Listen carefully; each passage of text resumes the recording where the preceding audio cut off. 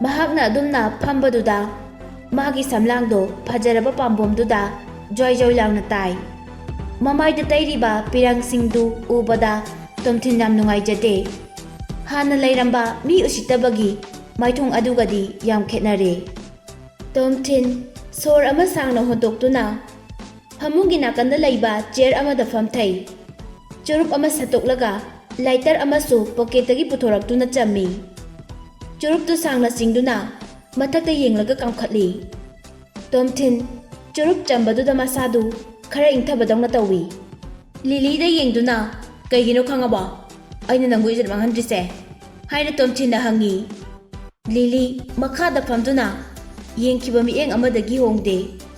Hangliba wahang adu pakhom pibagi mahutta mamituna tomthinda yam kina yengli.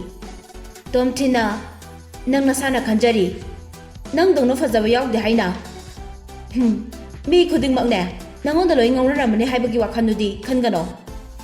Nang icham chamba nupi amani hoi nang nasak phajai figure chumi adobo natomte hejenadi khanjingano nang gumma kya ama so hoji lambi da sali. Lili pakhom amata khumakte tomthinsu wa makha takhidre.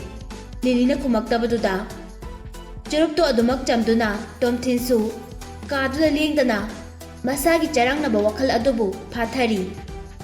Ka adu ichikchi ngaihaktangdi makhol tariba haibabu tomthinna chamliba churup tugi makhol tu khaktani. Lili so hojikti masagi akiba amadi pakhatpa phawrama maithongdu tapna tapna mangkhre. Mahakki hanagi usittaba mibu yam thaoidabagi maithongdu amuk hanjilai. Liligi aduguma maithongduni tomthin yam saungingliba. Tomthin masagi emotiondu phathaduna makhada tariba puritu khungatuna kadudagi thokre. Tomthin Bangkok ahanba oina lakpaduda lam koiduna city adugi phajaba singdu yengba pami. City manung oibaduda motorcycle kya marum ama thauduna chatnai. Makholdu taningdadana hotel amada sangi. Mahakna hotel ni khallaga changlaklibani adubo hotel di oiramdre bar oirami. Bar manungda changlakpaduda masak phajaba mi kya masu leirami. Leiramliba mi singdu masak loina phajai. Nupara nupira tomthin khangba ngamde. Counter manakta changduna local beer ama Thailand maronda order tawrami. Table amada matomta famlaga yudu thaktuna leiri. Makhutu pocketa sumhum chinbada pocket manungda card ama yaurambadu thengnarure. Card tu lokthoroktuna yengbadadi Liligi assistant oibagi card tu oirami. Tomthinna hanadi kasi paibanani aina Liligi manakta leiba phangniba adubu hojikti thabak sutallabanina kasigi kanaba leitre. Card tu manakta leiba dustbin amada langsili changnabani haina adubu dustbin manungda di changhaude leimaida tai. Tanjaduda tomthingi nakanda Thailand nupa ama famlami. Tomthinna tawriba maong mataw adu yengduna leirami. Makhada tariba tomthingi katu nupaduna khungkatlaga muna yengi. Nupadu flower set amadi bispen chetli. Yengbada standard wangba imungi mi mali. Nupadu makhut anidu lonaraga Tomthinda hello you are from Manipur haina yamna bebar leina hangi. Tomthin mut yam nungaitana leirabasu nupaduna ulabliba bebarduda hiktok pangamdraduna hello I am Manipuri haina mahaksu makhut anidu lonaduna mukhumi. Nupaduna Bright IT Software Company bu khangjai nang Liligi assistant lo. Nupadugi wahangdo tabada Tomthin angakpa ama phawi. Matau karamna Manipuri leiba company amabu Thailand da khanglibano khanbada wakat aduda Tomthingi ming amadi mahaki position iribadu Thailand marondani. Kartu Lili na Thailand da chatnaba haiduna member khara khakki oina tongana saba kartni. Tanjaduda nupaduna aigi ming kofam ai Bangkok sida leiba BBT group ta yawba officer ni haiduna masabu saktai. BBT group palakpaduda Tomthin sukhangle. BBT group haibase Thailand da leiba achauba textile company amani haiba. Textile company haibadi furi phirona chingba design tauba puthokpa miyam da yenthokpa company ama haibani. Lily na Thailand da chatlibadusu BBT company adugi project ama phangnabagi damaktani. Tomthin gi wakhanda kofam du Lily ga hana pau phaunaramba su yai. Adunani mahakna aibu halokana haireise. Tomthin makhut ani do amuk lona duna aigi ming Tomthin kawi. Ai hana Lily gi assistant oina leirami. Hojikti oidre maga chayetnaba khara leibadagi ai su thabaktagi tanthokpire. Kofam du Tomthin gi wahai du da nungaitaba ama phaujai aduga hairei. Adunani ne nangna kasi lang thoklise ngasai nangna kasi paibada Lily gi company gi logo se ubadagi ne aina nangonda hanglibase aibu saubiganu ko ai khangdadana sum hangjabani. Tomthin na kaisu kaide haina khomi. Kofam bebar yamna lei wa ngangba khudingi makoktu khara no lukna adum ngangi. Tomthin da kofam na Mr. Tomthin ai nangonda wahangam ta hangjagi yagadra. Tomthin na hangbiu haini yam samna khomi. Lily ga nanga nungaina da bakari jayina ba leibage. Tomthin wadi ngangdana kofam da mamit khara cheblap na yengi aduga khali masibu Lily gi boyfriend ga oijalo. Lily gi maram da sayang kupna hangi siba. Tomthin gi matau du ubada kofam na khangladuna makhut ani do amuk lonaraga ai soikramale question se hangbada khara phajadra male. Ai Lily amadi mahagi company adugi maramda khara kupna khangba pambagi hangbane. Maramdi akhoi gi project tu phangnaba hotnabada Lily su yauri banina ai bungak piu haina makok tu non tharaga hai.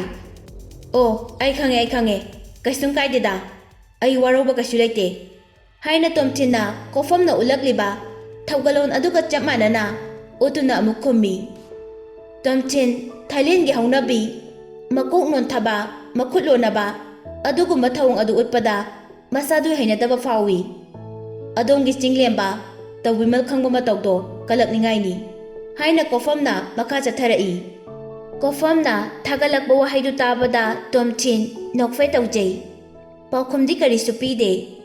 Tomthin gi wakhalda masa sunanba lebak masa kya da taribano kofam se achauba company amada thabak tawrabasu thagwalolam cha phajana khangi mahak achamami oiramoy yamna wangba rengta leiba BBT gi officer oiramgani haina khanjai. Tomthin manakta leiriba beer du khara thaaga Mr. Kofam nang Lily bu unagrabo hana mase ubada kari phauge haibadi mahaki masok matau wangang sangang se leminabaga di yaukrabo. Kofam Tomthin gi adugumba wahangdu da noi mase Manipuri masasing na haibadadi heloi atomi bu male hai leminabadi yaude manak nanglaga wari sanababudi amurak anirak yaukre. Mahakse yengbada yam chamna fajai mathongna leiba yamna singba ngangkhiba wada hongkandaba nupini haina yam thagachai. Adubu Lily aikhoi gi company asigi party tawbada invitation thakibada nomata lakhide mahaki damak welcome reception pangthoke haiba fau makna yade. Kofam na muk makhatare Lily se akhoi gi Thailand gi lambi sorok ta koisa saduna leiriba nupi singsigadi yamna khenai. Akhoi saigi nupi singsidi foreigner amata uba yade hekte irang tawsinduna napsili. Foreign dagi lamkoiba lakpasingna makhoibu barda pusinduna sarak sanaraba matung hekta huntokpiraga thanami. Hoi foreigner sing aduna horamdabasu yai oiningbo ojarasanu nangsu Thailand nupiga leiminaba pamlabadi tu ada leiriba nupi singse ngasaidagi nangbu yengduna leiribani makhoi hakchang mapokai dribi nupi ngaktani nangna pamadi ai haina biruge adum yarakani. Kofamgi wadu tabada Tomthin nokningba phawi. Tomthin su nupi singdu onthoraktuna yengi nupi mari table da famduna leirambado Tomthin su ure. Nupi amadi Tomthin da mamit kuptuna yengaga leirami. Tomthin da yengakpaduda ikaiduna makhada non thaki. Nupi du masak yam phajai yengbada Thailand nupi adum mali. Makoi singdugi marakta amadi nupara nupira khangba ngamlamde. Tomthin na nupi sing aduda yenglingai Kofam na atopa nakan amada amuk bakhuna thinduna somda leirisidadi apamba yaudro haina amuk hangi. Tomchinna noigi Thailand nupisingse yamna fajai. Adubu ai ngasidi muse khara nungaite. Haiduna sanariba topic tu amada hongtoknaba honai. Kofamna adudi Lily maramda oina sarao. Nanga maga khatnarido kaigino. Aisu mahakse tawbiman khangoidaba nupidi mande. Oh, Kofamse Lily maramda wari sanabase mayamna pamba male. Haina Tomchinna khalli. Amuksu makha tarai.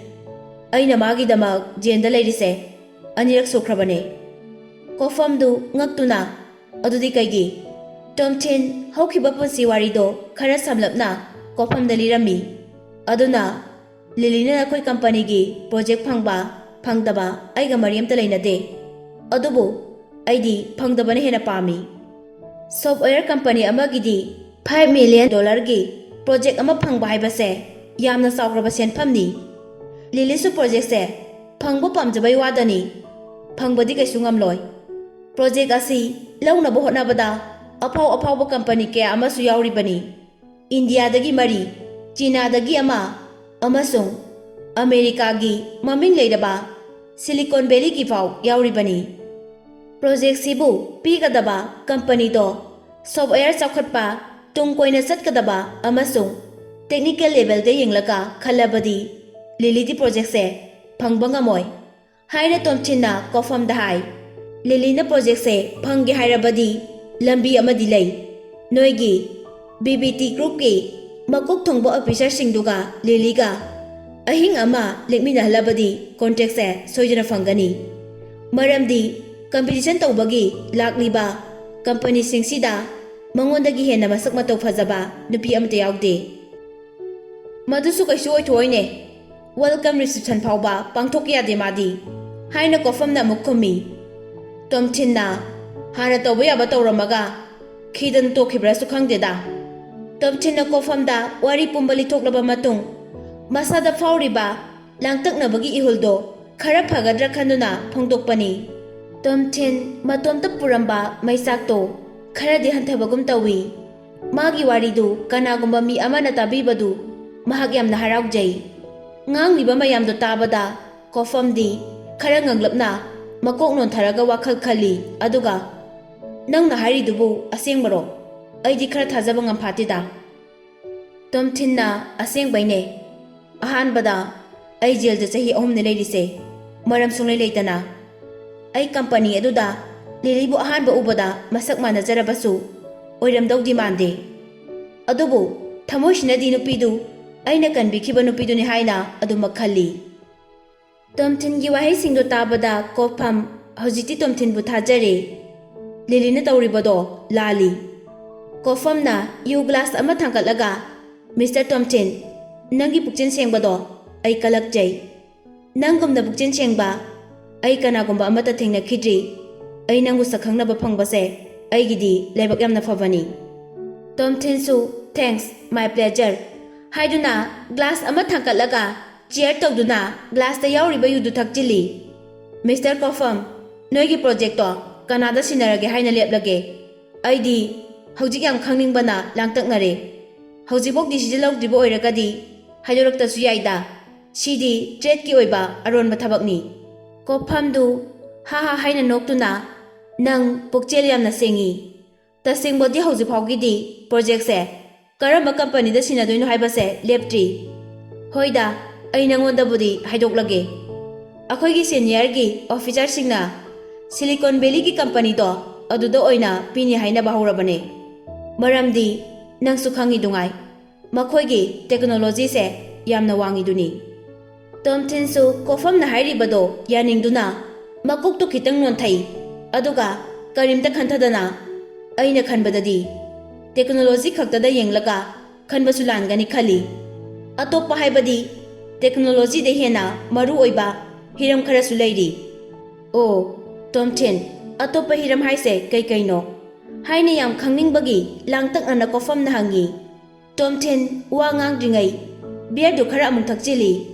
Aigi oinadi Lilina phangbasu pamde aduga American Chinese ki company singduna phangbasu amata pamde.